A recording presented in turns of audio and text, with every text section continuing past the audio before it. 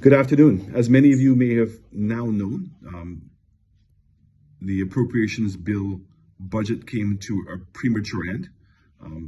Three senior ministers, the Minister of Investment and Tourism and CIP, the Minister of Civil Aviation and Foreign Affairs, and the Minister of Housing, and myself, were denied the opportunity to report to the public of Saint Lucia.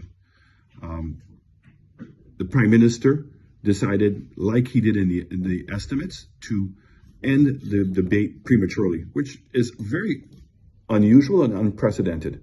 To say that in the estimates that 5 senior ministers did not speak, and I can say categorically now, in order to prevent me from speaking.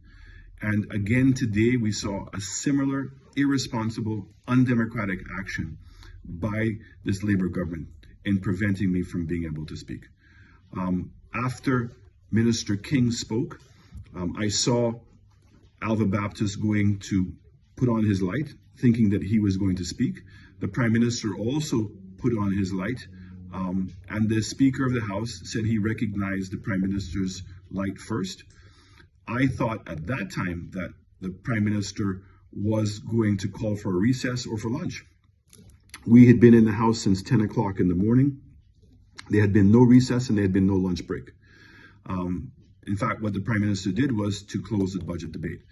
I did stand on a point of order and asked the Speaker for his intervention, indicating to him I saw that there were other persons in the House who wanted to speak, and certainly I wanted to be able to speak.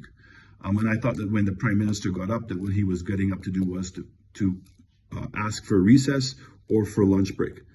It is within the Speaker's prerogative to make the determination. I know that one of the responsibilities the Speaker has is to protect the minority.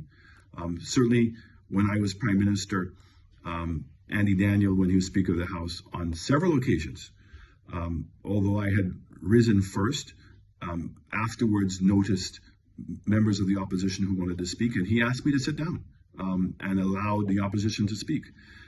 This Speaker chose not to practice that kind of protection of the minority, but that is his privilege. So at the end of the day, I was denied again the opportunity to speak. And as I said, 3 senior ministers were sacrificed in order to prevent me from speaking, which is very undemocratic. I will be making an announcement very soon as to how I intend to address this matter to the general public. And I look forward to giving the public the benefit of my rebuttal very soon.